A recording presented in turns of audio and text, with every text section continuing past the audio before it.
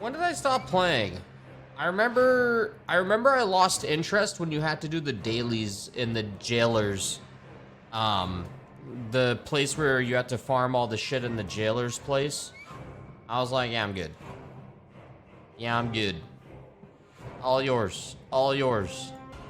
I still thoroughly remember my Wrath of the Lich King days.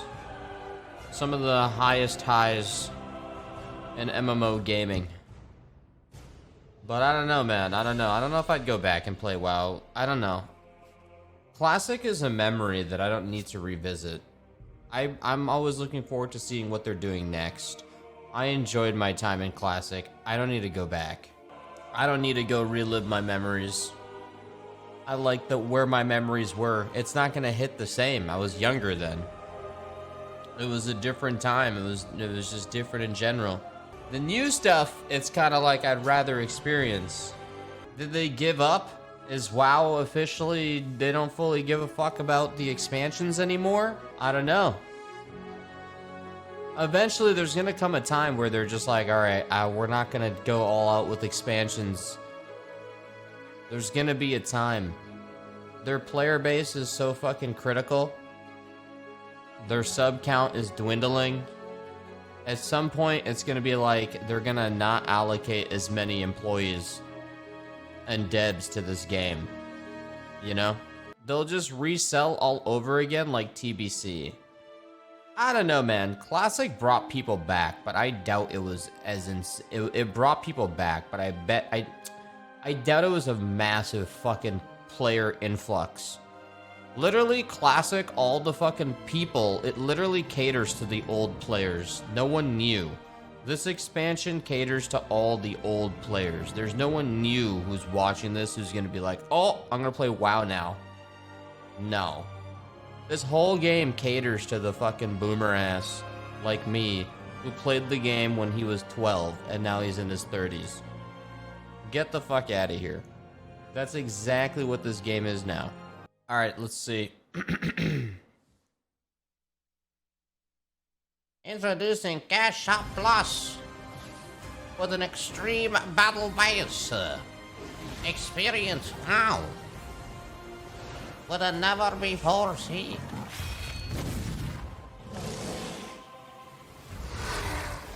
Watch as Kel'Thuzad joins Fortnite. Arthas is now playable in Fortnite. Why is this German subtitles? Experience. Calling it Arthas is playable in Fortnite at hashtag For Azeroth! because you have the no, I disabled it. Hi everyone, I'm John Haidt, General Manager for Warcraft, and with me today are my friends Ian Hazacostas, who is the Game Director for World of Warcraft, and Holly Longdale, who leads up the production team for WoW Classic. I really appreciate you tuning in. I know we're really excited to be able to give you updates on what's happening in World of Warcraft.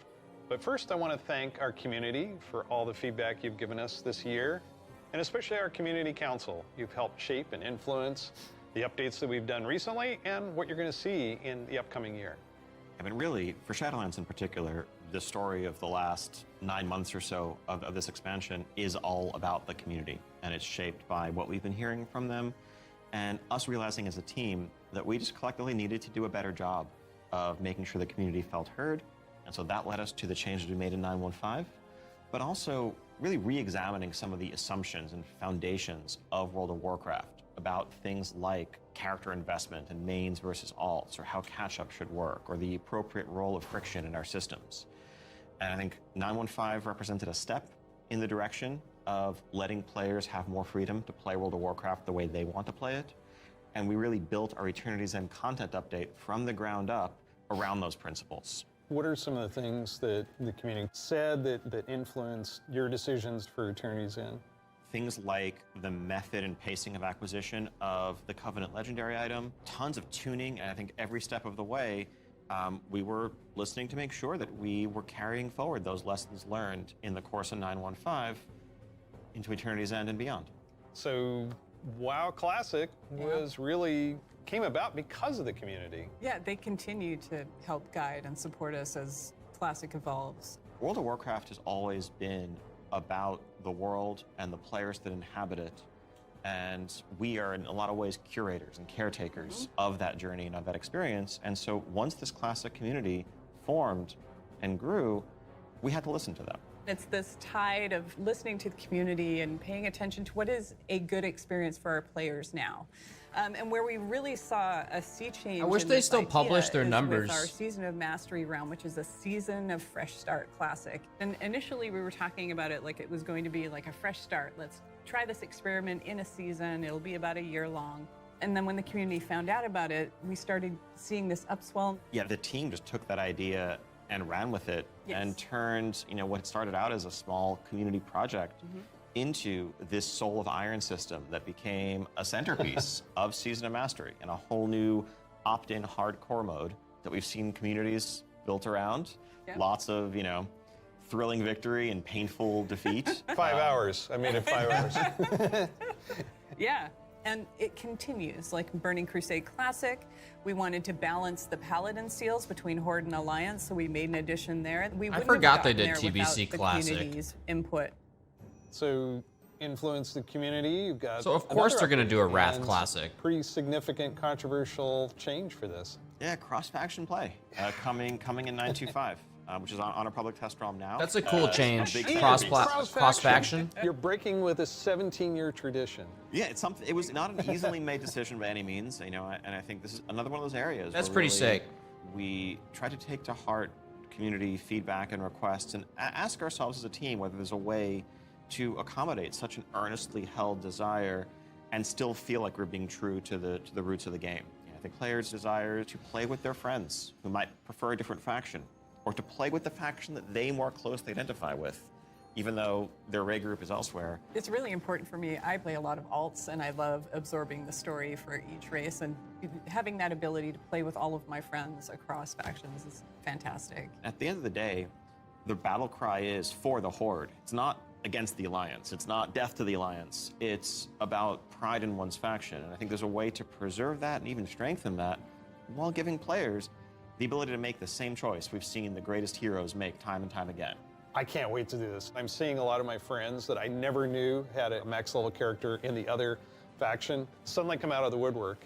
And then, with these cross-faction groups, many of them are going to be diving into something new that we're doing to kind of cap off Shadowlands, a Season 4. That's a kappa. Kind of a remix. That's a fucking kappa and a half. The greatest hits, revisiting. He doesn't have any all of the friends raid with zones ults across the expansion, bringing that are in max level. some familiar older favorites into His the friends Mythic all Plus have 4 rotation. kids. And we recognize this is kind of a closing chapter, a little bit of a send-off to Shadowlands. As everyone gets ready for what happens next, what will come next, want to give a fun new challenge for everyone to sink their teeth into. Really cool stuff for modern WoW players. I'm super excited about the gear upgrades that you're going to give me and the chance to go back and play some of those awesome raids. There's a lot to explore. Very exciting. For our next adventure in World of Warcraft, we're going to go back to Azeroth. We're going to a space with high fantasy. I mean, our fans of Azeroth for a long time. This has been kind of the foundation of much of the lore of WoW. So without further ado, let's watch the cinematic. Oh shit. Okay. Let's see what we got here.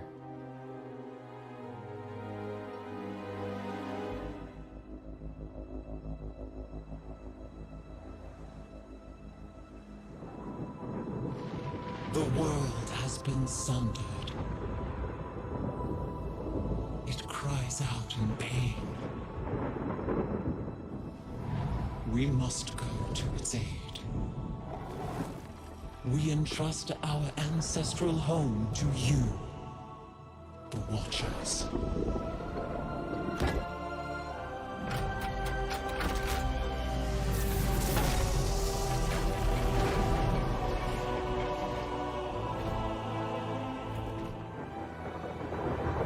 Let the land slumber, hidden even from our own eyes. You will feel our return in the waking of the land. Then, you must light the beacon of Tearhold, lest the path home be lost to us forever.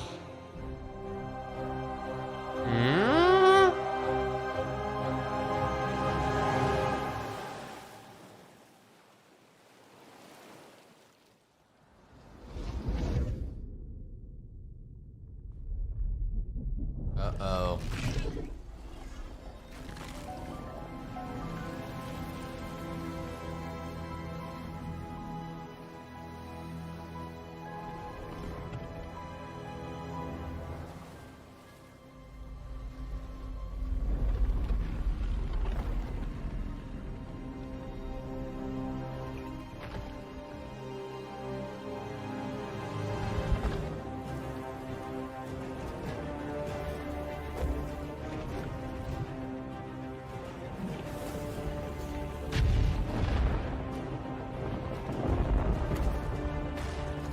Damn, the door still works.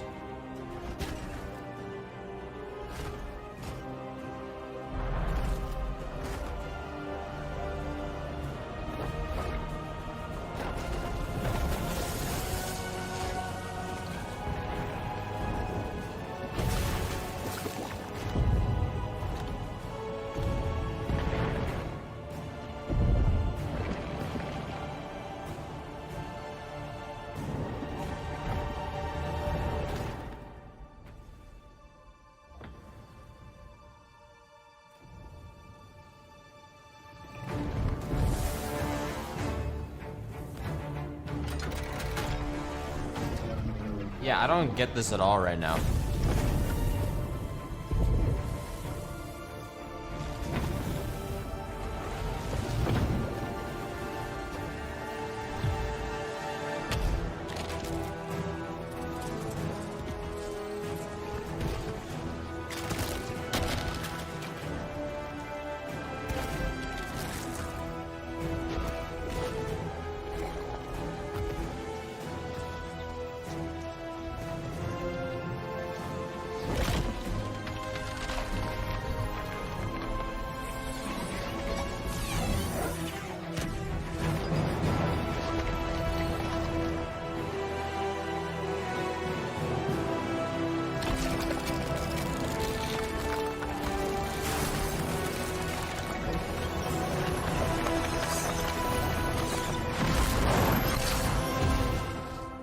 No!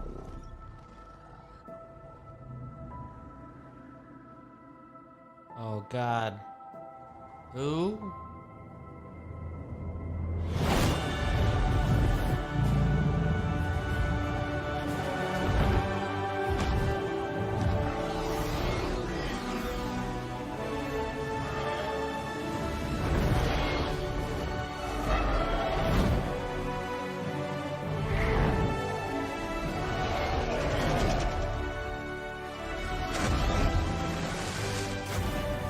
Disney's The world is healing,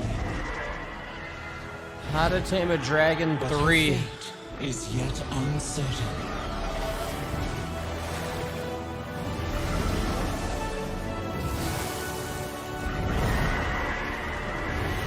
Together, we shall be Azeroth's protectors once again. Here, the new age of dragons shall begin.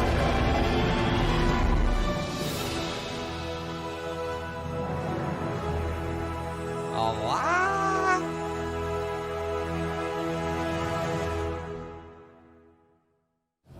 Age? Dragons! Dragons. This is so cool. No one saw it coming. No one saw it coming. Carefully kept secret. But seriously, I mean, what did we just see there? Yeah, The what? awakening of the Dragon Isles, the return of dragons, the dawn of a new age.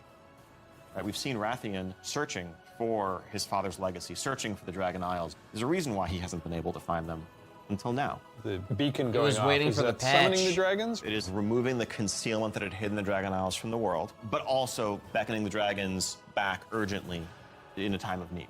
I assume pretty good variety of locales within the Dragon Isles. Yes, the Dragon Isles, as kind of standard for WoW expansion, consist of 5 zones, 4 standard leveling zones, and a new starter zone that we'll get to in a second.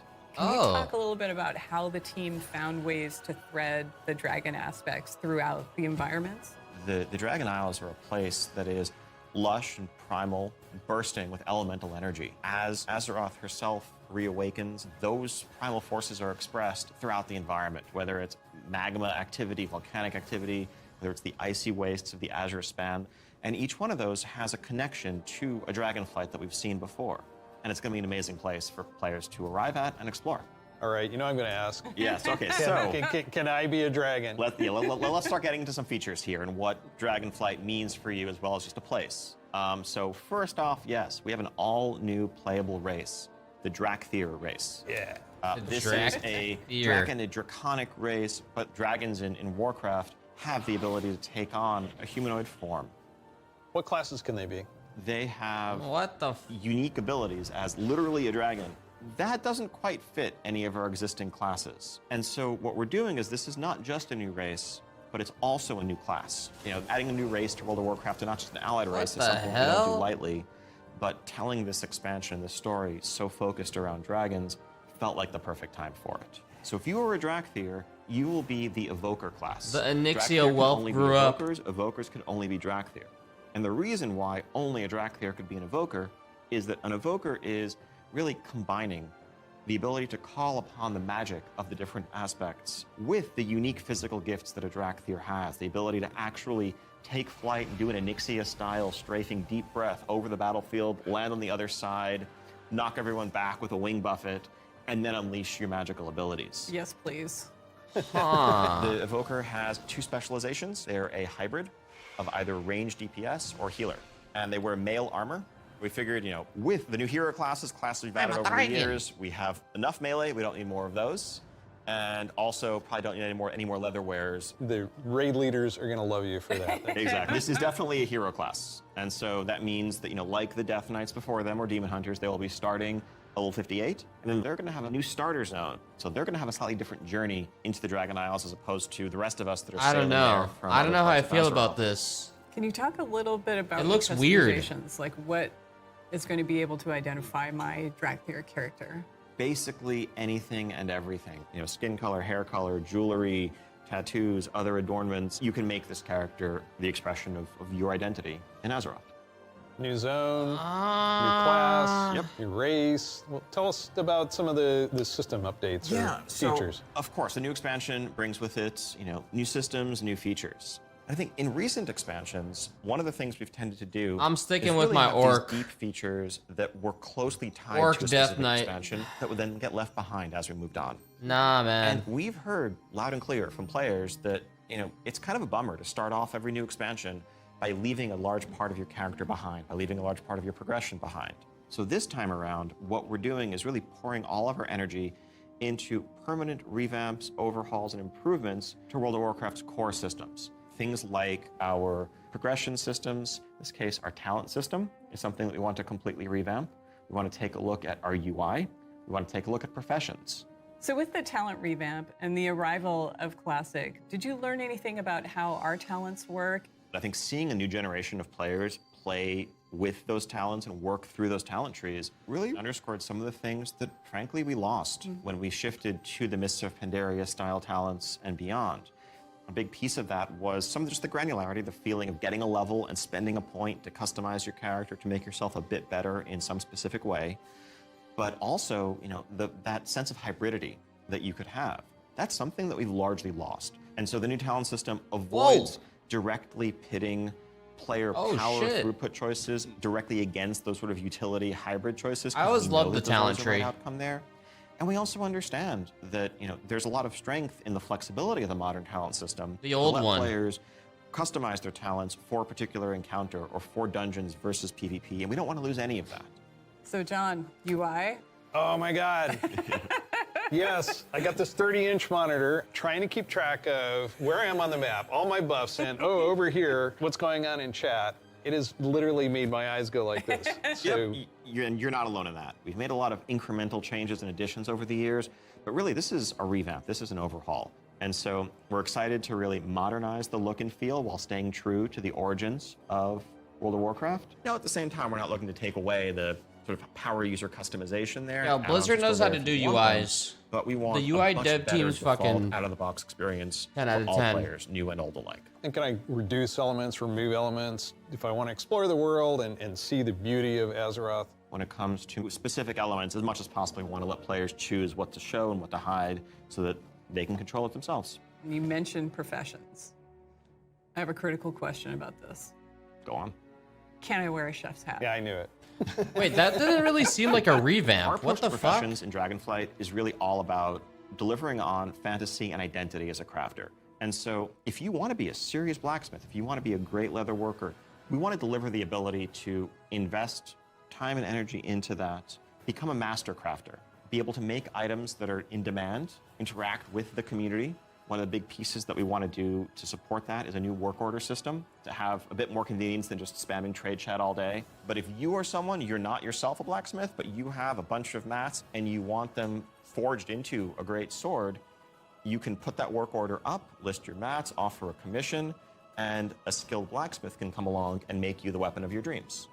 I think we left out one thing, though. You can be a Drakthir, go to Dragon Isles.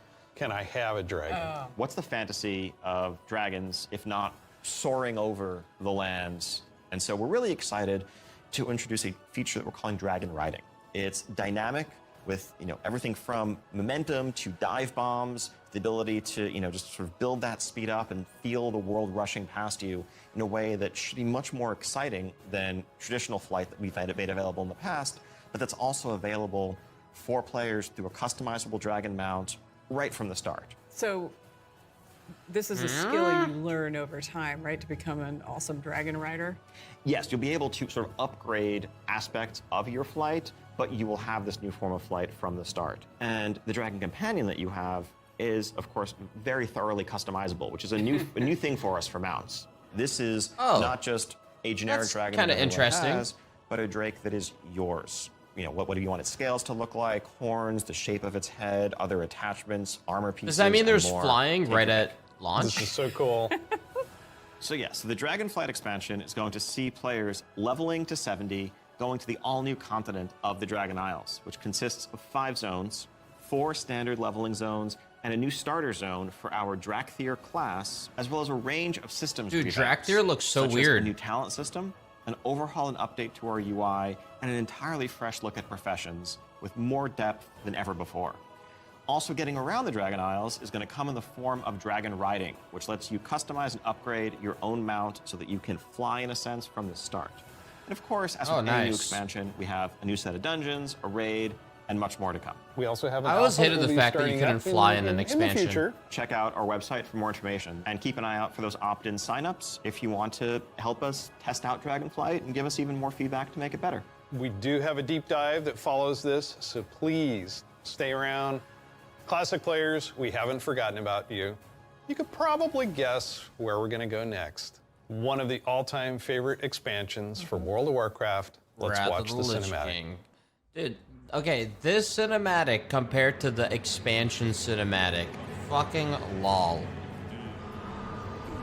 We had forgotten. Did you think we had Oh my god. just begun? My king It's like a different game.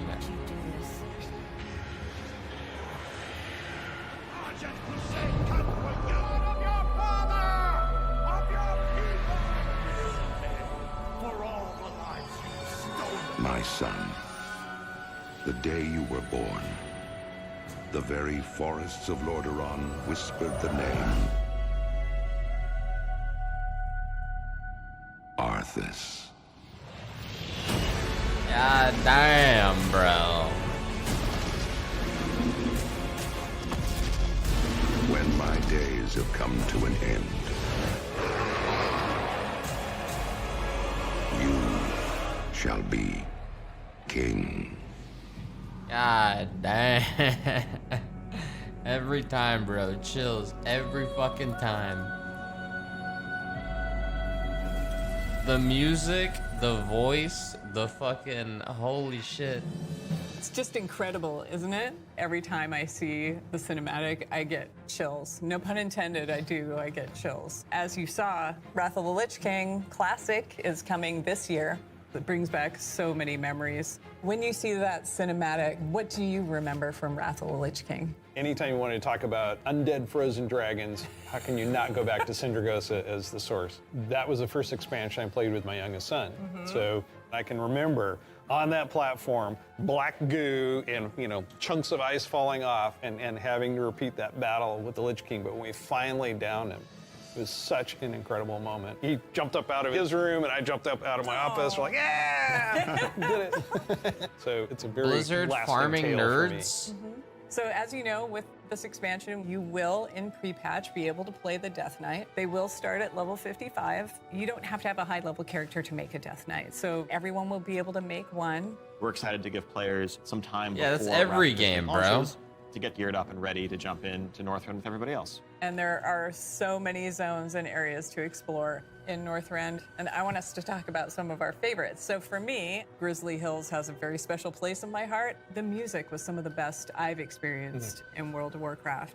I still make my way all the way up to Storm Peaks to try and find the time-lost Protodrake and have yet to get it. I've got to say Dragonflight. Wow, that guy, the wide he's a open nature noob. of the zone, Wormrest Temple in the He center clearly of doesn't it, have the it's add-on. an unforgettable expansion as both a developer and a player, and kind of making that transition from one to the other. Now let's talk about some changes. So one thing we looked at is Dungeon Finder, and it feels like how we envision Classic, Dungeon Finder is not a good fit for our community. That was kind of the first step that may have eroded some of that social fabric. Now, as people have gone through the experience of going back to vanilla, rebuilding those groups, relying on each other, not wanting necessarily a random participant just to show up and then leave. Yep. Yeah, that makes total sense. But today, you can do that in Shadowlands. You'll be able to do that in Dragonflight. It's a self-selected group of people who specifically want that different experience. Yes. Let's make sure that's what we continue to give them. That leads right into arena teams in Burning Crusade Classic.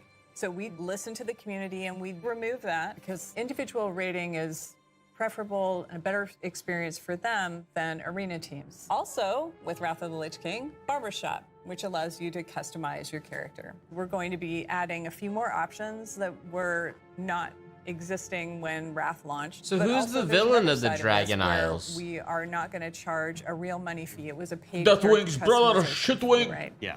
It seems the right thing to do that just be available in-game for gold, and we add more options to it, right? It's sort of like spell batching in a sense. There's a lot of technical advancements, and it's not about the philosophy of what makes Classic classic and what brings people together. It's just what's the better experience, and let's not artificially restrict something that we can provide a better version of just for the sake of nostalgia. And we're happy to say this is one of those cases. So, Wrath, the level cap's being increased to level 80, so we'll be introducing a level 70 boost so that players who want to get in with their friends or just explore Northrend right away will be able to do that. You can't apply it to a Death Knight, but you will be able to use it otherwise.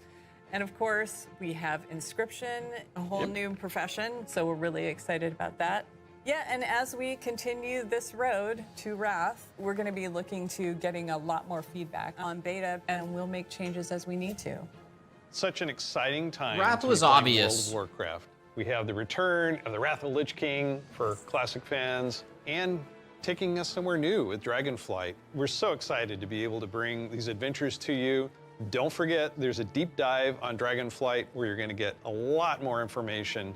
Thank you so much for spending this time with us. Wait, is the and deep we'll see dive you right next after round. this? And we'll see you in Northrend.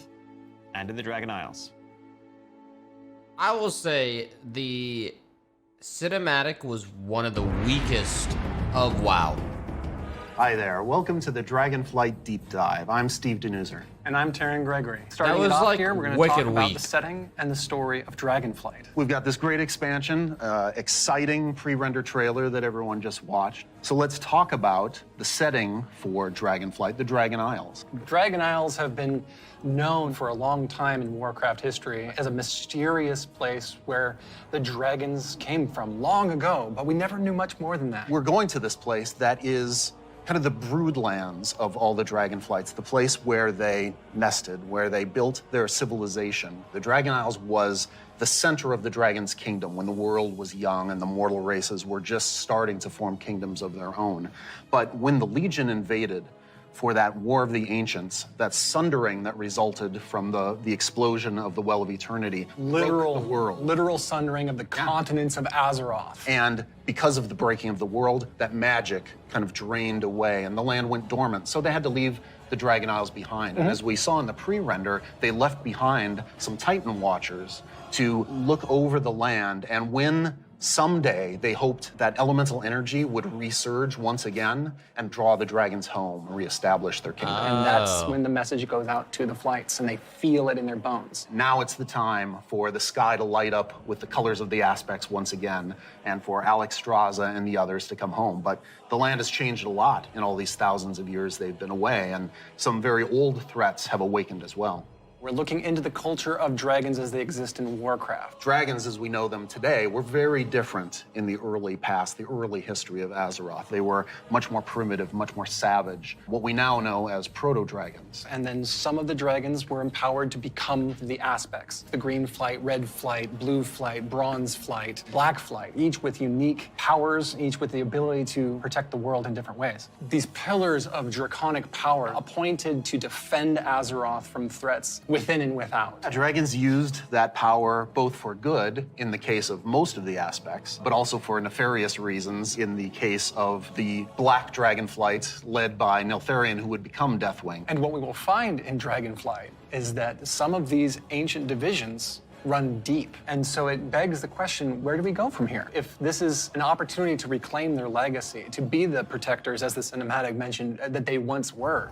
To do that, they're going to need the help of our heroes, our players, to come to the Dragon Isles with them and face some of these reawakening challenges, because it's not just that this land is peacefully waiting for the dragons to return and reclaim it.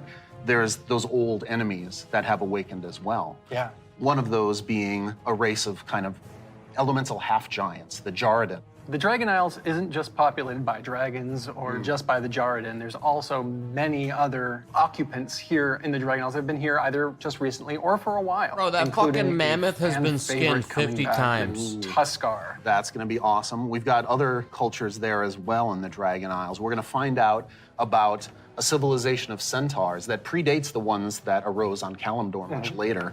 And some of our favorite characters that we've seen over the last few expansions, such as Rathian. And whether he's ready to step up I fucking hate into a Rathian. leadership role, or if there are other alternatives out Random there that ass would be better motherfucker. suited to the job of being the aspect of the Black Dragonflight.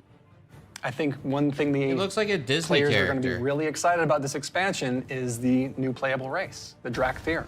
That's right. And this is something that Neltharion, before he was Deathwing, before he went full crazy world dragon, that he put into motion. Neltharion saw those primalists that were kind of breaking away from the aspects and what they wanted. And so, in those first experiments, he took the essence of dragons, their strength, their nobility, their wisdom, and he combined it with that scrappiness, that adaptability that the mortal races had. And he wanted to use that to create the ideal soldier in his mind, the Drakthir.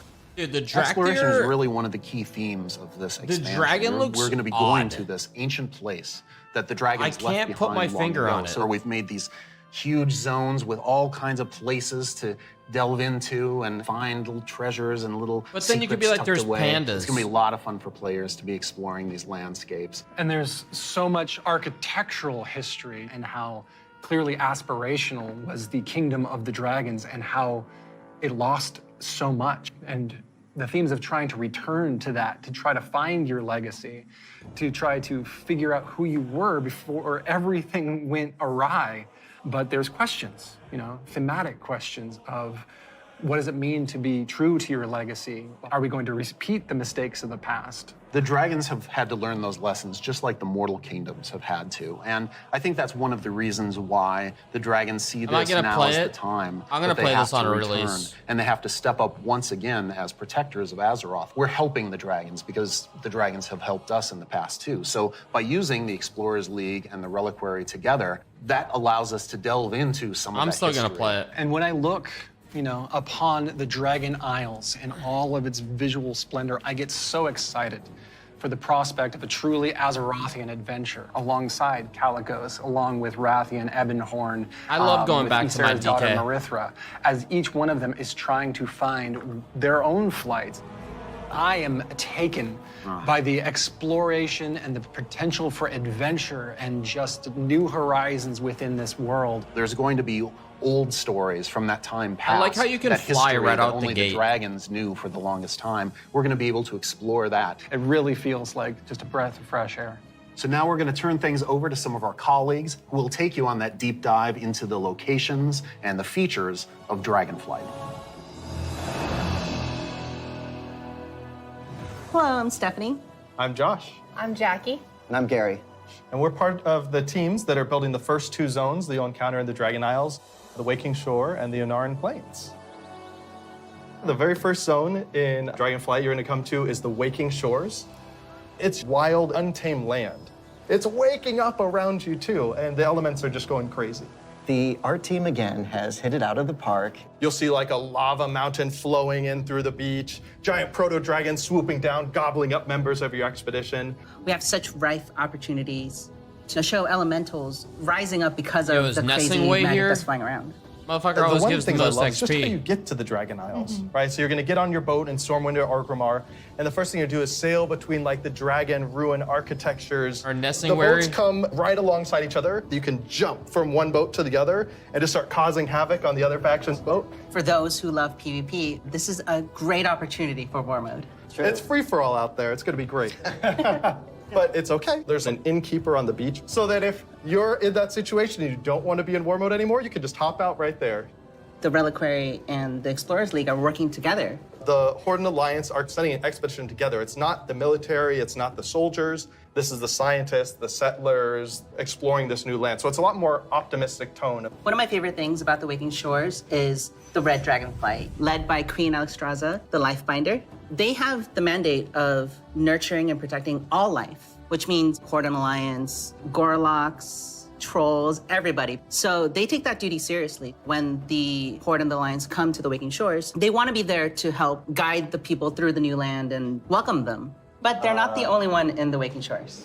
We have the ancestral home of the Black Dragonflight there too, which has fallen on tough times since Deathwing's descent. And so Rathian's coming over to the Isles with us, and he's going to try and come to terms with the state of the Dragonflight, which is a few loyal Draconids and Dragon Spawn trying to hold their ground. Hopefully he what dies can on the future the of the Isle. Dragonflight be if it's just Rathian?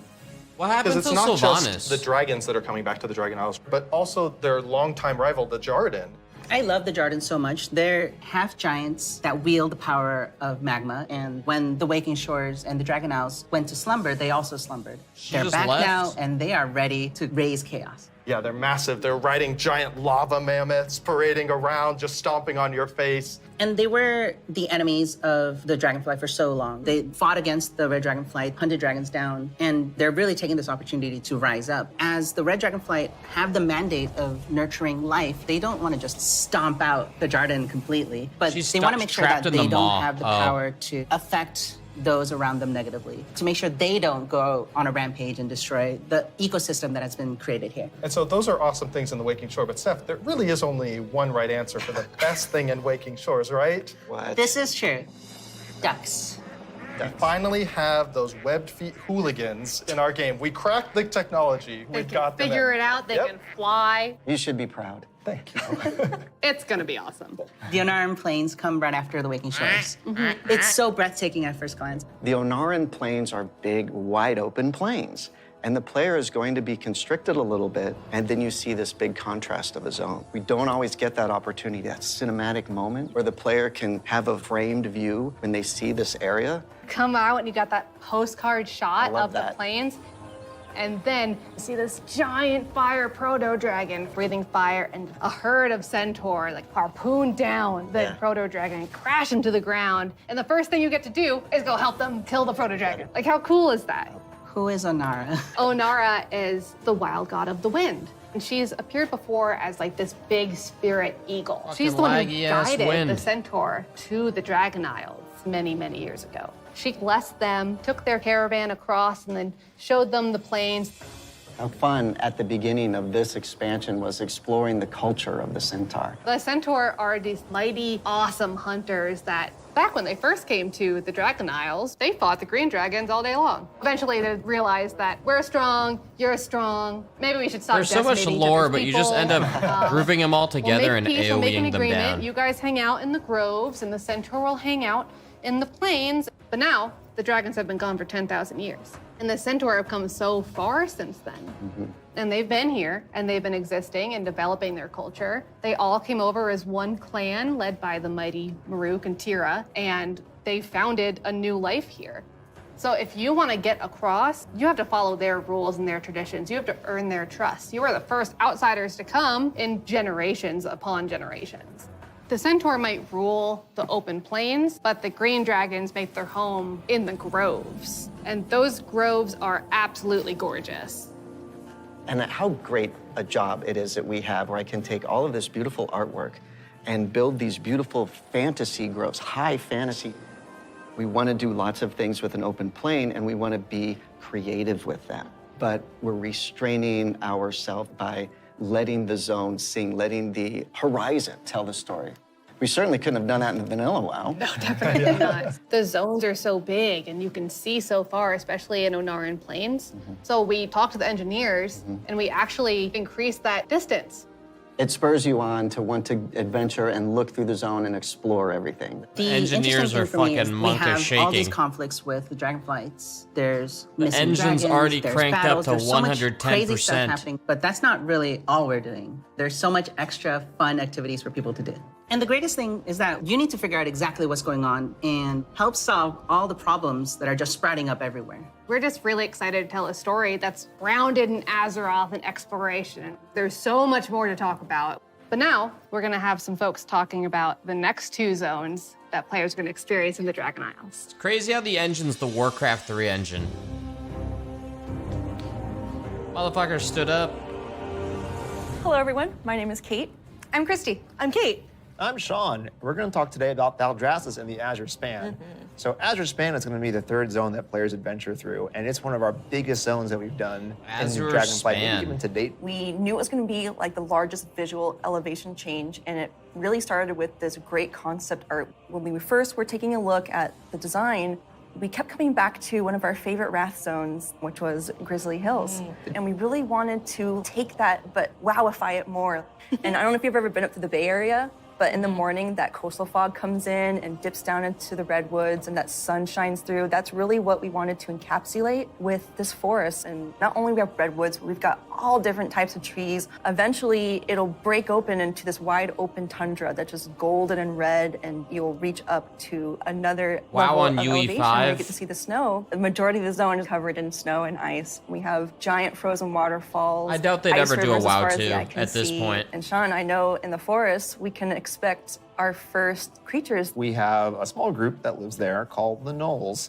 These Gnolls are all throughout the forest and Azure Span. They've made this their home. Some Gnolls with strange magic that we're going to find out what exactly that's about. Snow Gnolls, or as I call them, the Snolls, up in the winter area. And then some regular Gnolls that are just going to be around the forest area. So then we go into the big open tundra where we meet our second group, the Tuskar. Gnolls are like It's fucked going up to be really hyenas. neat to explore their culture a lot more. And those kids are adorable. I absolutely love the Tuskar. Honestly, all my downtime's probably just me hanging out with the Tuskar. So it's been a little while since we've seen them. We remember the Tuskar from Wrath of the Lich Bro, King. I would They're play also the getting a nice Tuskar. cool That upres should have for been their the new models, race announced. Along with expanding their culture, so there are going to be male Tuskar, female Tuskar, Tuskar kids. So we're going to fight alongside them, which includes help from a certain group of dragons, the blue dragons.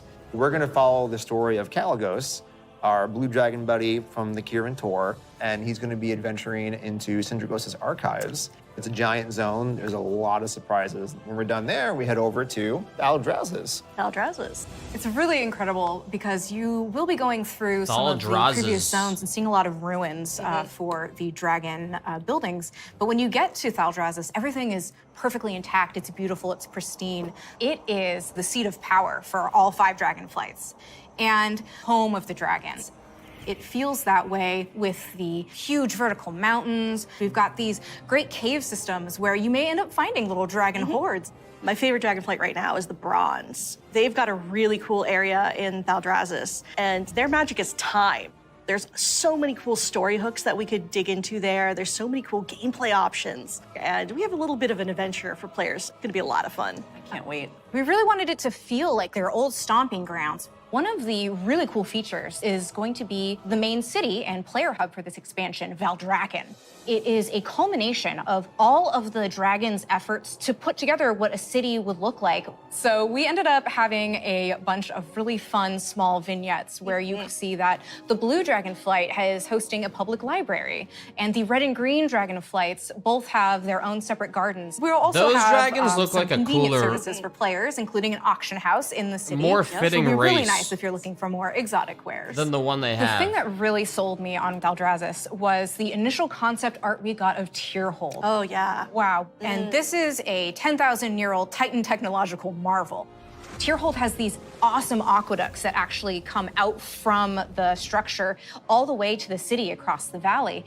And in the cinematic, there's just this amazing shot where you see Alexstrasza swoop under one of them, and there's splashes of water cresting across her wings. So when players are flying around themselves, they get to have their Alexstrasza moment. What an incredible place, and filled with so much history. Tierhold was built by Tyr. He was a Titan Keeper back in the day who helped the Aspects fight Galakrond. And They when literally they settled on the designed Dragon it. Isles, he built Why would this they be facility. like, yeah, I designed this. And This even though fucking Tyr's gone, sucks the dragons ass. This have is the held him in shit-ass reverence. tree I but put that here. was Fuck 10,000 this. years ago. Of And course they're gonna be they've excited. let the Titans maintain the place. An incredible amount of history has happened since then. Flights have been nearly wiped out. There have been invasions, betrayals. Aspects have died. And these are the kind of things that leave marks on a society. So now they're all back here, and they're all here together. As we were designing the zone and the city itself, we're trying to figure out, how do we tell those stories at the same time as making sure that this is a really convenient place for players to go and, go shopping. It's almost like they like so much their adventuring job. happening on the Dragon Isles. It's so cool. They get to As a design player, you maps. probably don't have your own for an dragon MMO. wings. You are going to learn the art of dragon riding. It's so vertical, and I'm just excited to dive off the tops of towers and swoop under things. It's actually one of the things that we're about to learn about next. I wonder if they're gonna do a Hi, I'm breakdown of Jake. the talent I'm tree. Andy. I'm Kali. And I'm Graham, and I'm really excited to talk to you guys today about the Dracthyr Evoker, our new race and class coming in Dragonflight. We're here to talk about not only the Evoker, but also dragon riding, which is our exciting expression into the exploration of the Dragon Isles. We knew with a dragon-themed expansion, we wanted to let you play a dragon. Not a big dragon, Alexstrasza size. That'd be tough to fit into raids. I'm sorry, Jake. Okay. I know. Fine. But a draconic humanoid. So the Dracthyr, created by Neltharion. And like our other hero classes, you get to choose if you want to start on the Horde or Alliance side on character creation. So let's talk a little bit about the Evoker, the class they can be. But that doesn't really What's unique matter about anymore. It is because the Dracthyr are created by an aspect, they have the ability to wield the magic just of all choose. 5 dragonflights. So Evokers can take advantage of red magic and blue magic and bronze magic. And to show that, we created a visual, what we call a prismatic effect. This prismatic effect is basically the coalescence of all their energy as they channel it into whatever spell that they're going to cast. You have a red magic spell called Pyre. So when you shoot it out of your mouth, it twirls in the air with all 5 of the Dragonflight's magic as it turns into the red spell before landing on your enemies and exploding and hopefully burning them. I'll take that one. Getting that vibe across that they use all 5 was really important to us, but we did want to make sure that each specialization focused on 2, because casting 5 different colors gets a bit messy. So their damage dealer specialization, their first of 2, Devastation, mostly focuses on red and blue magic. Red being very fast and explosive, burning everything with Pyre, whereas blue is more focused and overwhelming. You can shoot a beam of energy out of your mouth to disintegrate one single enemy in front of you. There's a healer spec called Preservation. The healer spec is going to focus mostly on your green and your bronze magic. So your green is going to be evocative of the Emerald Dream, your growth and your nurturing spells. And then you have your bronze magic, which is going to be more timey-wimey. So you get to heal a wound faster. So in addition to the visuals and the animation, which all make you I wonder feel if very the powerful, healing's fun. we really wanted the player to have a I physical always like WoW connection healing. to the cast. We have a new type of spell called Empower, where when you actually hold Always down liked the it. button on your keyboard, it charges up the spell. The longer you charge it up, it might do more damage or hit more targets depending on the spell. but it gives you this really physical connection and control that's new for World of Warcraft, and I think is feeling really, really good. We have some great animations. Thank you, Andy, your team. Love it, Andy. You feel physical when you're casting your spells. You can actually fly around the battlefield and cast while you're flying. Raining fire and death from above. It's great. In addition to the gameplay, though, another part of feeling draconic is looking like a dragon. Well, we talk about dragons breathing fire, but you know what's actually fire? What's actually These fire? customizations. Oh my goodness. But no, they're really, really They're cool. awesome. Because you have both your draconic form and your humanoid form. And the customization options for both of them are amazing. The humanoid looks like a fucking runway model. You can do a lot of matching. So your Visage form can have scales that are the same color as your Drakthir form. But my favorite, super favorite part of customization for the Visage form, hair. Yeah. Because I can actually do this in game. Yeah. The tech is here. We finally did it. As players make their way through each of the areas of the Dragon Isles, they'll partner up with the Dragonflights to move through the air as they've never done before. You'll notice I did not say flying, because flight has a very specific meaning for World of Warcraft. Yeah, it does. And we're talking about something new called dragon riding. And as the players are honing their dragon riding skills, they're going to get to see all new animations that go along with the different look and feel of the drakes. We're aiming to shake up movement with this new system, providing players with a deeper immersion with forces like momentum and gravity. We knew that for Dragonflight, we were going to have That's the kinda opportunity to show players a whole new set of Dragon Isle I want to see drakes, how they pull that completely off. unique from all the other things they've seen in World of Warcraft. And so we wanted to come up with a movement system that would add that sense of physics, weight, and gravity, like you were mentioning. We knew it was going to take a huge team effort, not just animation, but it was going to take effects. It was going to take the engineering team, who we rely on heavily, and that combined with some new animations really helps to lend that feeling of physics as you move through the air in ways that you haven't before. And the icing on the cake is going to be some really cool effects that we've added on top of all of that. So for example, when you start hitting, maximum velocity, you're going to see contrails coming off the edges of the wings. And then as you do your rolls and spirals, you build up more and more speed. There's going to be some screen effects on the display to indicate that you're reaching maximum velocity. I want to see how which they really pull it adds off. to the overall kind of immersion and sense of reality. As players make their way through the Dragon Isles, they'll discover new cosmetic options to fine-tune their Dragon Isle Drake's appearances. Things like snoots, horns, tails, elusive Dragon Isle Drake armor, and more. Can I have spikes? Definitely. Okay. We want to provide players with all new skills to play with, as those who can use their momentum well can reach I feel like higher this is and the higher closest heights thing, and bring customizing on a dragon new, to more difficult Scalebound. challenges. We just have That so was many canceled. new gorgeous options to choose from, and I'm just so excited for all of them. I'm excited for the whole thing. I mean, it's been a lot of fun to work on, but I can't wait to actually get into game, play it with you guys. I can't wait. I can't wait to fly around Dragon Isles. This is gonna be great. Next up, you're going to hear about the talent revamp and the UI changes coming in Dragonflight. Oh, here we go. This is interesting. Because this is cool. The talent change is pretty massive. Hello, my name is Brian. I'm Crash. I'm Jay. And I'm Laura. We are very excited to share we are finally revamping the WoW HUD UI. And it is also time for a major revamp to talents and specializations. I have a big question for the group. How long do you think it took for us to finally revamp the WoW HUD? My guess is like 15 years. Close, 18 years. 18 years. 18 years. Wow. You know, technology has changed a lot since we made the UI back in 2004. Now you have like bigger monitors, and we have better dev tools to work with, so it makes sense to have the revamp right now. Also, if you look at the game today, the art evolved beautifully over the years, and if you look at the HUD looks like it got frozen in time. So when we approached this, we wanted to create a layout experience that players could customize, move things around, adjust it to fit their needs. Add-ons today, they do a lot for player customization. The downside is that not everybody uses them. It's about time that everybody has the opportunity to use them, that they become a part of the base UI. Yeah, and we are working very closely with our user research team to make sure we are hitting the goals that our player needs. It allowed us to add new Built-in functionality DBM. to improve accessibility in a lot of areas. And on top of that, we are going to be improving the art. Yeah, so the art update, it's a big part of this project. The UI that we have today has a lot of charm and personality, and players have been using that for 18 years. So With that in mind, we want to respect the players who really like the current UI, but do a modern take to it, removing the clutter and giving more visibility for your gameplay. So the new minimap, it looks bigger, and the health bar is also much bigger. If you look at the action bars and the bottom menus, they have less health frames, and you can really open up your gameplay. So you don't have a lot of your UI in front of you. Very subtle and of change. course, we want to find iconic pieces from the current HUD, but we want to bring it back in a nice way. So we for sure updating the Griffins. They look so nice now. And the Horde, don't worry, we got you. You're going to have your version as well. So let's talk about the edit mode. We are putting a mode in that will let players move various HUD elements around on the screen.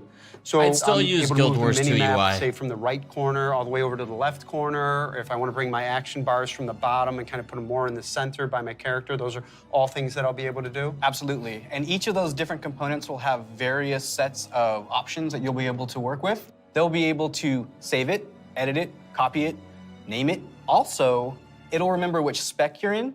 So if you're someone who jumps around a lot, as you switch, it will switch to whatever HUD layout you have for that spec. This is an ongoing project. We're going to keep working on it. So we really want to hear back from you. A project that we're all excited about, that we've been collaborating a lot on, is something that's pretty UI intensive, and that's the talent system. It hadn't changed in a long time, like you said before, and we really started with how can we have players have more choice over what their character has? As you level up, we give you a new spell or a new ability, something that kind of makes you stronger, but it's determined by the designers. We decide the order. Yeah, we started looking for a system that would give players a much wider set of options. And after looking at all those things, what we really returned back to was the idea of trees. But it's actually two trees. We have a class tree that offer different class utility, and then we have a spec tree I want to see what that the is DK one looks focused like. on performing your role, whether that's damage, tank, or healing. Can I just jump in and say that I personally am super excited about having trees come back. There's a big nostalgia hit for me. As we said, we have these two trees because we feel like picking a specialization is a really important part of your World of Warcraft character now. And so we want to make sure that when you choose that, it kind of affects the tree in some way. Yeah, as soon as you open your talent tree, you'll see something new. The class side will have some abilities filled out for free, just kind of starting you off in that spec you've chosen, but then you'll have your first point to spend in the class tree, which could be something related to that spec or role, or it could be something from elsewhere in the class. There's a lot of things that we can do here, and part of that is encouraging players to perhaps make combinations that they've never really been able to see in the game before. This is an opportunity to put a lot more art and fantasy in the actual talent UI itself. You have seen that That's a probably lot my in favorite most thing in the recent expansion right expansions, now. But not at the base UI. We want you to be able to tinker with it. You know, we want you to be able to make a lot of changes at a lot of times and not necessarily have to commit. The power really is coming back to the player. It's not something we want people to feel locked into. And so one of the things that we'll be preserving is the ability to change these talents at the same kind of frequency that you do now. Yeah, the old school players, when you see trees this time, just think, yeah, I'll go from my raid night to my arena match and figure out what I think is the best for both of those. And that's a process we want to make really fluid. So we're building a I gotta save join load the feature Death that Knight lets you Discord. create your build, name it, save it, and then load it up very quickly and freely. Talents were really about the breadth of options. We've made all these different cool things over the years, but when are they at their coolest? It's when players can hold the building blocks of what can make up their class, their spec, and put them together in a way that works for them. So these are really cool features that we've been working long and hard on, and we're very excited about them. And it's just an early preview of the things we've been doing. We can't wait to see the reaction that you have to them, and please reach out to us and let us know your thoughts on them. And next up, we're going to talk about professions in Dragonflight. Okay. Hi, I'm Joanna. And I'm Eric, and we're going to talk about our plans for professions in Dragonflight. Professions have been a staple of World of Warcraft forever, and they've seen lots of really cool incremental updates over their life. But for Dragonflight, we want to do something a bit different. We really want to rethink professions and figure out how to make them part of your identity as a player, if that's what you want. We really want to make sure that professions feel fun and relevant across all levels of gameplay. That brings us to our first update, something that we're calling crafting orders. If you want to have something crafted for you, but you don't have the skill or the right profession to do it for yourself, you can have it crafted through a crafting order. You can basically browse any of the recipes that can be crafted, pick the one you want for yourself, and then you include some or all of the reagents needed for the recipe, including ones that only you can get your hands on. You can find someone in person to do it right in front of you for you, or you can also go to an NPC and using an auction house-like interface, send the order out. If you're doing this, you can pick, do you want to send the order to anyone, sort of a public that's actually kind of order, cool. or do you want to only send it to your guild, or to a specific other player? Maybe it's a friend who knows. So you might, if you're, really well that's for kind of you. cool. If you are really dedicated to your craft, you're going to be the best at what you do. One of the coolest things about this is the item you had crafted can also be soul-bound. In the past, you could only get your hands on crafted soul-bound items by If you go having that all out profession yourself. on mining now anyone can have blacksmithing, them crafted for them, which is really neat and really expands you can have a bunch of orders the number of items that to we can craft for provide that are really people. powerful because everyone can have them crafted through the crafting order system. This is also really cool because it means as a crafter, you can start building your client base. People are going to come back to you to get certain items. Maybe you're the best at shit. making it, or you always throw in a little something extra. You're also going to be leveling up your profession. It's going to be really great. So the first time you go to craft, you're gonna notice a lot of different things, but probably the biggest is the introduction of quality, both to your crafted items and your gathered reagents. Quality works in a pretty simple way. If you craft something that's a higher quality, it's just gonna be better. For a piece of gear, that probably means a higher item level. If it's, for instance, a potion, that might mean a more powerful effect at a higher quality. And we're doing a lot of new things in the UI. We've put a lot of work into it to make sure that the professions feel really special and unique. And another thing you might notice in the crafting UI that's new is the introduction of stats specifically to your professions, both crafting and gathering. And this is another sort of major input into quality. Probably the biggest source of your ability to craft items at a higher quality is through crafting specializations. We've had crafting specializations in the past, as far back as original World of Warcraft. With Dragonflight, you can go out and earn specialization points in a whole bunch of different ways. So maybe you find an old book on a bookshelf in a ruin somewhere, or a hermit in a cave who can teach you a little bit about your profession. So let's say you're a blacksmith. You might decide that first you want to become an armor smith. And the more points you spend in armor smithing, the better you're gonna get at crafting all armor. This also means that if you specialize one way, other people in your guild may specialize in a completely different path. So this means that your guild could have several top blacksmiths. All right, everybody's I'm going providing mining, something blacksmithing, unique focus and on valuable to the weapons. team, which is really cool. I want to get reminds orders. Me of another update. We're actually adding crafting tables to all the different. That makes it crafting way more professions. interesting. We're gonna take those and we're gonna put them all in the main city of Valdrakken. And you're gonna go in there and you're gonna get to see all the different players crafting their items at their cool crafting tables. Yeah, it means you're gonna walk into the city and you're gonna see like all these alchemists huddled over here, and you're gonna see all these blacksmiths over by the forge. There will be other players filling orders or grabbing orders. It's gonna be a whole new crafting area that's gonna make you feel really part of the world. It just seems like a much more lively area than it has in the past. What I'm most excited about, though, is the gear. We're introducing new types of gear for every profession, and when you go to, say, mine a node, you're actually gonna just switch into that gear. It's gonna be really great.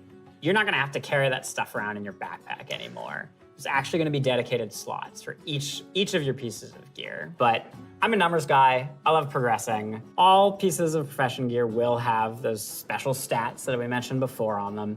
And as you get your hands on better versions of the gear, This is actually one of the it's really most gonna help you interesting get better changes at to your WoW profession. professions Can't I've wait. seen in an expansion. Thank you for tuning in to the Dragonflight Deep Dive. You've heard a lot about the content and changes coming in Dragonflight, and we've got a lot It more in store for actually you in the makes coming me months. want to care Until about then, we'll see you in Azeroth. Professions more so than other expansions. It's kind of cool. That's how FF14 does it. That's great. Keep playing FF14. Wait, that was it? Oh. Guild Wars 2 has Dragonflight? That's great. Keep playing fucking Dragonflight.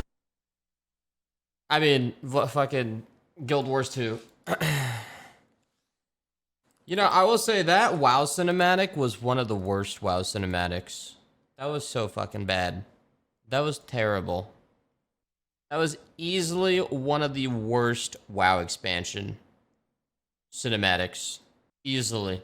So I need to purge myself. That was terrible, man. That was fucking terrible. I don't even know. That was the new race. Oof. I don't know about the new race. I mean, maybe just because it's new shit, I would try the healing, because maybe the healing's fun. I guess you could play the dragon and then never go into the dragon form. Unless you have to. You probably have to. With Worgen, you have to in combat. Yeah, the system rework looks nice. Compared to this expansion reveal, fuck me, man. This is a different time. Holy shit. The day you were born, the very forests of Lordaeron whispered the name Arthas.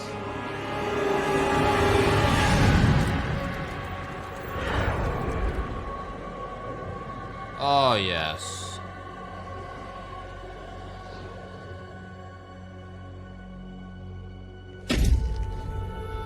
God damn.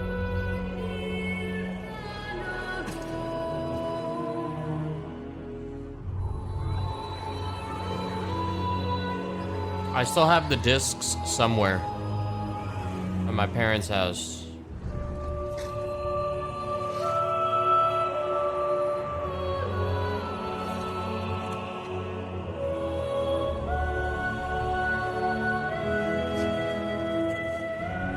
My child,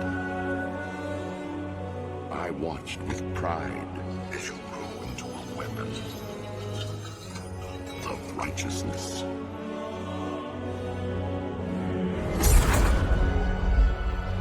This is like a full-fledged cinematic expansion reveal. Has always ruled with wisdom and strength. And I know you will show restraint when exercising your great power.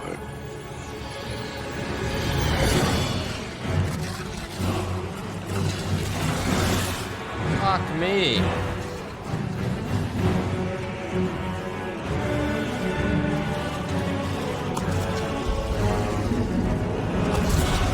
It's like I'm ready. I'm ready.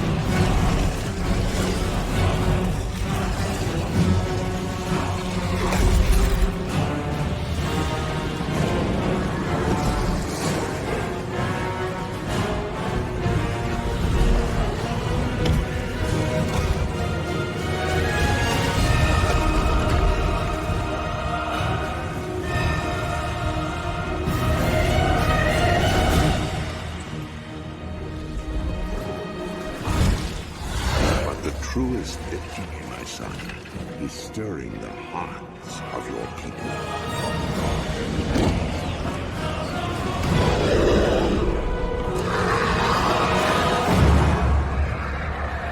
I tell you this, for when my days have come to an end, you shall be king. That's how you reveal an expansion, man. Fuck me. It ain't the same, bro. It ain't the same. Yeah, that cinematic sucked balls. It was terrible. I'm gonna play the expansion on release. I play all the expansions on release. I'm probably gonna race change to an orc though, and then go through it's 60 to 70, right? Yeah, I'm probably do that shit. I'm curious. They didn't explain how the gear system works, so there's no more of the fucking artifact power anymore, right? What's going on with the artifact weapons? They didn't mention shit. Did the artifacts just like break? Is there no more artifacts? Thank God, dude. That was just like a pain in the ass, fucking character within a character. Fuck no, man. Artifact power is what they added to the talent tree. Yeah, so they're gone. Wait, they're gone. Oh, shit, man. Okay. Wait, that was 2 expansions ago. Lol? Oh. Wait a minute. Oh my god, that was 2 expansions ago. What was the new shit in Shadowlands? Gems and Covenants. They didn't mention any of that stuff. I will say, yeah, the biggest thing is definitely, I think the dragon flying is cool. You can customize your fucking dragon. Sure, I'm down with that. I want to check that shit out. I don't really care what chat thinks. Chat's fucking annoying with literally every game. It's a bunch of fucking jaded fucking annoying fucks. Anything new gets shit on, or like they compare it to their other main game. So shut the fuck up. I'm just talking to what I'm kind of looking forward to. If it's good, it's good. If it's bad, whatever. It's slight interest. I'm not losing my fucking mind. WoW is always gonna be something I'm curious what's happening next with. But even if I play it for a week, I don't give a fuck. I'll still enjoy it for a week. But dragon flying in the profession is probably the coolest thing, because that means you could do mining, blacksmithing, go all out. And they made it sound like you could make it so you have better mats than others, depending on what you find in the world. And then didn't they make it so you don't need to start from 1? You start from when the expansion starts for your profession. You don't need to like pick up mining and start at 1. So I would do mining, blacksmithing, focus on weaponsmithing or something, and then people can throw orders in. But then you could be like a jewel crafter. Are there still gems in WoW? So then there must be, because there's jewel crafters. So jewel crafting is something you always need. Weaponsmithing, like eventually people aren't going to need you to craft a weapon. So technically that has like a... And then alchemy. Actually, alchemy is probably going to be the best. But then the thing is, what's weird with WoW is when it comes to alchemy, everybody's just going to keep it in the guild. Because they have like a fucking dude who's dedicated to flasks. And they'll just do it all. It's very rare that someone needs someone else to craft something. With the way WoW's dynamic is. Unless it's changed. I don't know if it's changed a lot. I have no idea. Urban alchemy, sure. But that's just for money. No one's going to be sending you orders. It's going to be for crafting.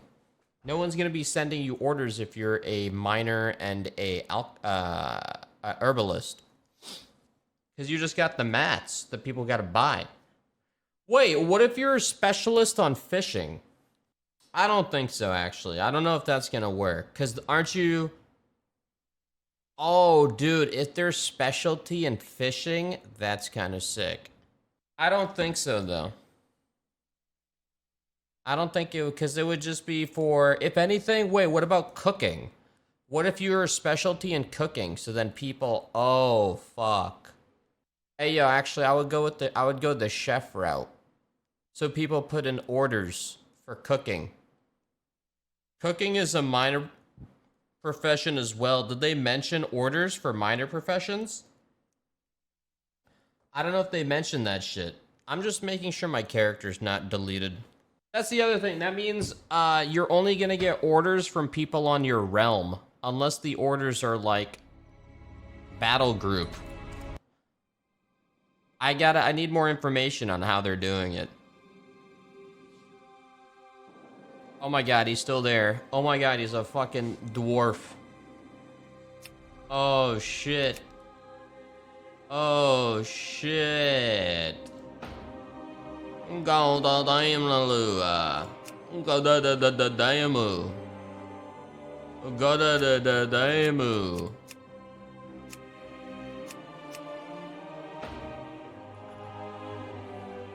Alright, I gotta make him into a I gotta make him into an orc.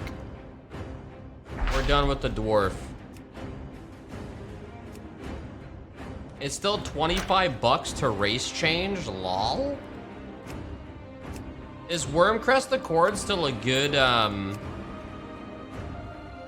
I'm gonna play my Death Knight. I'm not gonna switch classes. I'm gonna stick with it. Go on Illidan for Horde, but it doesn't matter anymore. Well, obviously when the patch drops, it doesn't matter anymore. Right now it matters. Server still matters, but can't you raid with Alliance and Horde? Doesn't that mean that the trade chats... Oh wait, no, that doesn't make sense. When you make a group, that means people from Horde and Alliance will both see. Shit. Cross-faction raiding isn't released yet. I know, but by the time I play this game, cross-faction raiding will be a thing. I did a faction change. I guess I could have Actually, no, it would have been the same thing. I would have saved $5, I guess. I don't know if I have to relog. I think the talent trees, the dragon riding, it's hard to tell if the new continent's gonna be cool. I mean, it looked like more WoW. There wasn't anything like holy fuck. The UI changes doesn't really matter. I'm still gonna be using the Guild Wars 2 UI. What do you think of this concept art? Oh, actually, those actually look pretty cool. These tier sets seem to relate to the elemental proto-dragon leaders. Those actually look kind of sick. I would say, I'd say this is the best set. These ones try too hard. There's so much fire and ice shit. This one is the coolest. I'd say wind and rock elemental are the coolest. But this is concept art, so I wonder. Well, this must be... This is probably mail. This is probably plate. This is cloth. This is leather. Actually, I really like how that looks. I wonder if this is the cloth look. That looks kind of sick. Yeah, Earth and Wind look the coolest. Anyone know when this shit's coming out? Every expansion I play my DK, as I just went to a fucking orc. You rerolled a healer as soon as you max level on DK. Well, if I end up playing the new class, I can do damage or heal. November? There's still 7 months away. I would say this expansion reveal. I wonder what the general WoW population thinks. I'm curious. Let's take to Reddit the cinematic trailer. Okay, maybe I missed something, but didn't the Aspects give up their powers at the end of Cata and make a big deal that the Age of Man had now began? They had their fingers crossed. Fuck me. I feel like the thing is the fan base knows the lore more than the devs. The Age of Man lasted like 5 in-game years. The dragons only gave up their god-given aspect powers. They're still gigantic, amazingly powerful magic-wielding beasts with their own personal armies of magic-wielding beasts.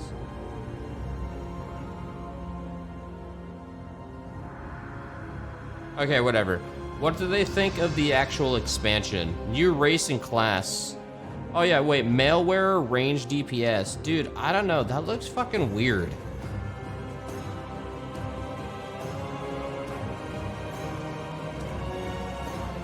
Maybe it's the... Maybe it's the face they chose. Moonguard is going to explode. Dragons fucking cars is hyped. Is it 1 spec or 2? 2 range DPS and healer. These look so silly, especially since it kind of looks like they can't wear armor properly. Whatever the dragon... Oh, maybe it's on... What was the website? MMO Champion? Do they show any of the new... Who's the other dragon race they showed? They must have it. How does this look?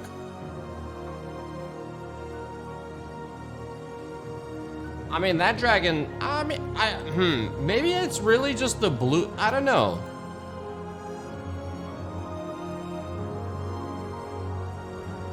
It could also just be like, this fucking dragon looks weird. I can't tell.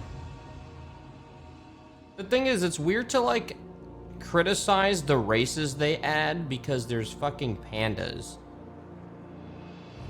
I guess the biggest criticism is the fact that it looks weird. Like, how it walks around might be odd.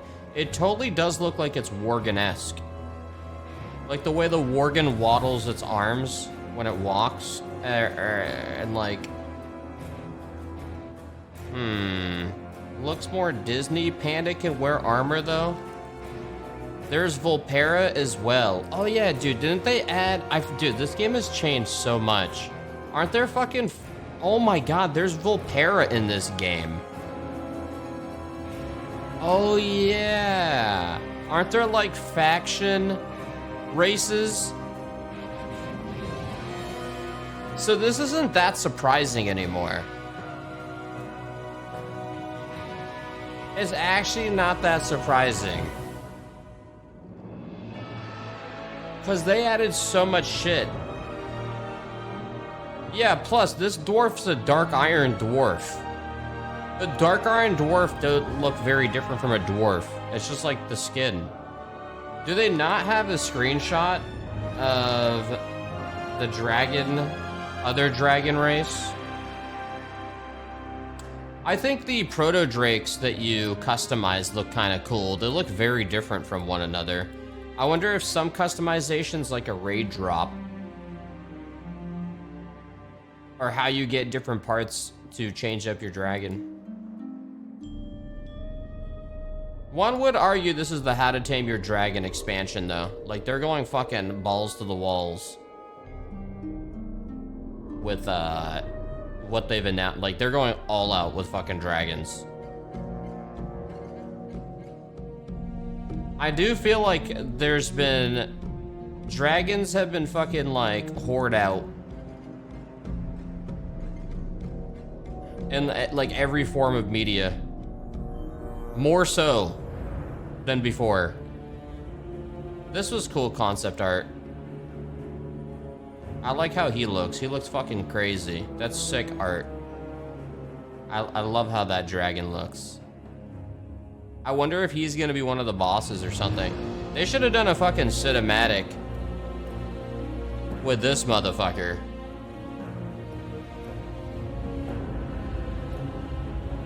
Galakrond? That's Galakrond. He's dead? No. No. He looks insane. Why the fuck is he dead? Who killed him? Deathwing is the size of one of Galakrond's toes. Dude, imagine a cinematic with this motherfucker. Then it's like, oh shit. That guy looks fucking awesome. Yeah, 1 minute, my fucking asshole. Now it's 5 minutes. Make up your mind, man. I would totally play this race. Are you kidding me, bro? Give him a fucking two-hand, he'll kill everybody.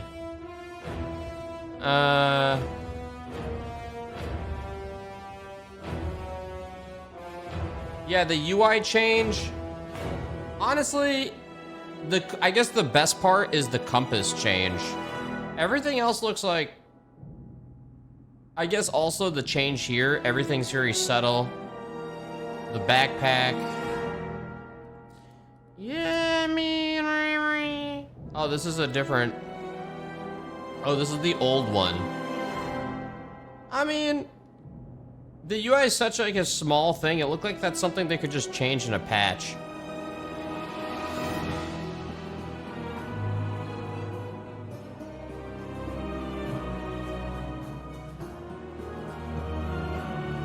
This is my favorite screenshot. I would do a wallpaper engine of this motherfucker. This, I'm telling you, man, this would have been a cooler cinematic. Where there's a bunch of dragons fighting a massive fucking dragon. And they're all fucking dying to this motherfucker. And they need the help of Azeroth, Alliance, and Horde to defeat him. Or some shit. Not like, yay, the dragons, we're flying, yay, we're all different colors, yay.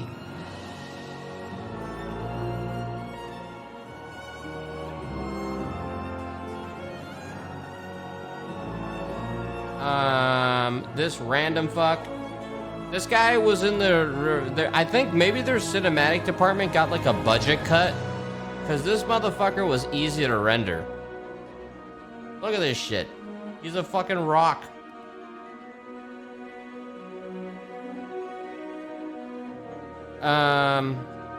Yeah.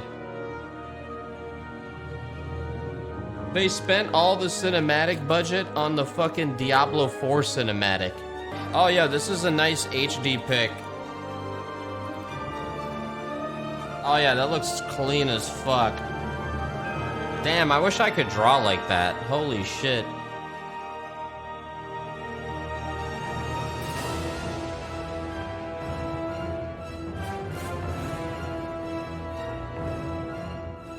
What else? Oh. Oh wait, no, this is the other thing. I'm curious what what you're gonna be doing. You know, even though they did a deep dive, they didn't do a deep dive on like, oh, you're gonna be, they did make it sound like, cause it's like the bronze dragon, the fucking red dragons, all that. Let me guess. All 4 dragons colors or whatever the fuck have their own areas and they all have their own reputations. Is that what's gonna happen? That seems like the most obvious. Right? That seems obvious as fuck. Each aspect is a zone, and then maybe you join... They didn't mention anything about, like, you join a Dragon Covenant or some shit. You don't even play WoW, bitch? Oh, you don't even know my fucking gaming history, you fucking fuck. Who even are you, bitch? This guy has one message. There you go, banned. That's my one message to you. I'm curious how this is gonna be. I'm just gonna join the fucking DK Discord and see what they're thinking. Assuming I don't just go, I think I will go the new class. What's the new class called again? Who the fuck are these guys? The Dracaris? The fuck are they called? Dracathorns? Dracosaurus? Oh, Drakthir. Evoker. Oh, yeah. Drakthir. Drakthir. These look so silly, especially since it kind of looks like they can't wear armor properly. It looks like they also have more human-like form where you can see the armor and whatnot. I assume it's like Worgen can only be human out of combat. That doesn't make it better. I'm most seeing is you certainly have to be in dragon mode for any combat. I think the weirdest thing would be you'd be a dragon riding the fucking dragon doing the dragon riding. So it's a dragon riding a dragon. That's fucking weird. Players, please loosen the class race restrictions. Blizzard, here's a new class that can only be one race. I didn't think about that. So yeah. Los Santos Customs, nice.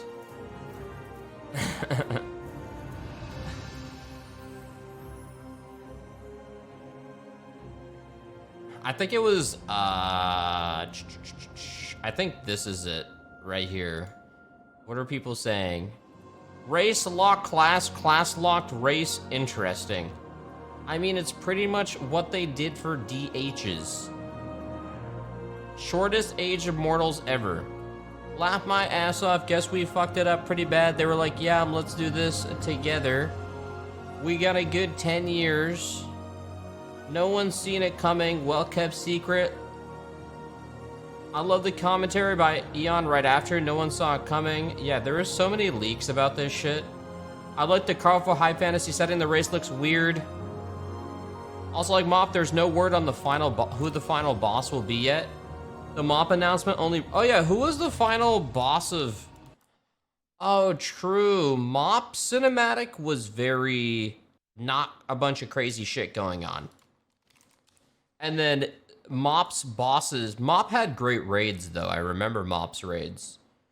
Garrosh, I never got that far in the expansion, but I did the Shah and I did the first raid. I forgot the name of it. Throne of Thunders? Or Throne of Thunder? Yeah, that was actually pretty solid. So I'm curious what they're gonna do, man. It better be like a fucking cool-ass dragon like that motherfucker in the picture of Galakrond, not some dumb shit. But we'll see, we'll see. I guess when you look at it like that, it's not super weird. The cinematic announcement definitely sucked, or the cinematic sucked ass, but when I didn't remember Mop. Mop didn't show who the villain was, but the raid was good. The Shah was cool. Very jarring compared to other races. I really disagree. You know, at first, thinking about it, like, you look at the fucking early screenshots. WoW cover screenshots. No, WoW covers. WoW game cover. They even had it in the background. Like, the elf on the actual box art and the orc on the box art. Like, these motherfuckers look awesome. Like, the art is so fucking crisp and looks so good. Even the elf looks very elfish. The blood elf looks pretty fucking awesome as well. Like, the covers are so fucking crispy.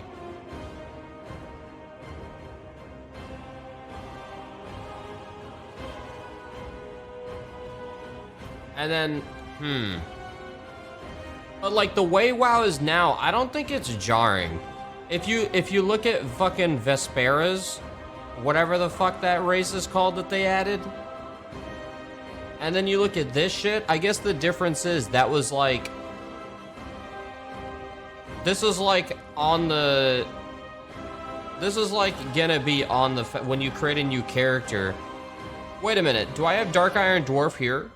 Or do you have to change it in game? You have to change it in game? Oh no, okay, Dark Iron Dwarf.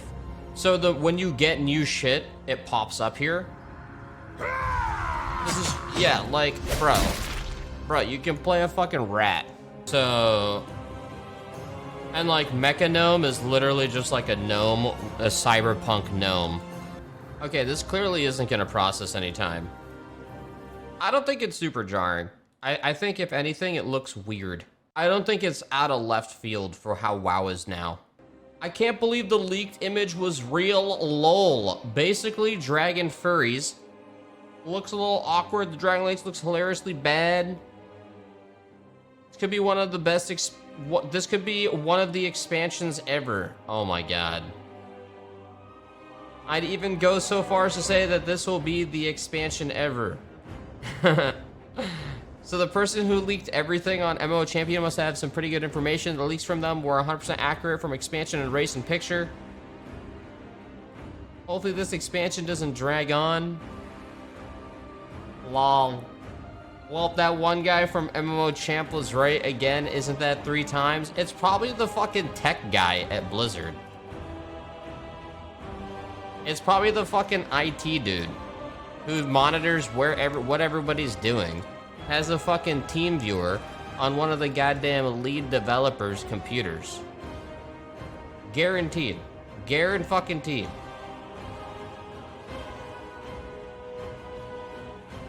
Flying from the start. Copy-pasted Griffin mechanics from Guild Wars 2. Hasn't WoW always taken mechanics that worked in other MMOs and just applied it into WoW? Hasn't that always been a thing? That's literally what they always do. They're like, oh shit, that works. We're gonna add this in our expansion. Getting Mist vibes, mysterious place, heavy exploration. So far, no mega big bad either. I really like this.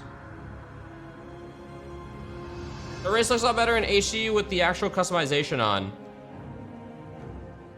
I'm gonna hold my thought on the... What are they called again? Dracarius? What the fuck are they? Drakthir until I see the customization. I think the one they showed looks fucking weird. This guy looks kind of cool. You know? I would rock a dude like this and be a healer or some shit. I don't know. Here, he kind of reminds me of like... It reminds me of like one of the races from Skyrim with the way he's standing. It looks like it's the fucking lizard from Skyrim. Argonian? Argonian. That's what the Argonian looks like. Yeah, man, that looks like a fucking Argonian. Ah! Right? There's gonna be some weird Skyrim fucking porn that pops up. Yeah, dude, that's a fucking Argonian, dude. For sure, man. You can't deny Skyrim's races looked fucking weird. Am I wrong? But Bethesda has fucking mastered awkwardness with their shit. You just accept it. That's fucking spot on right there.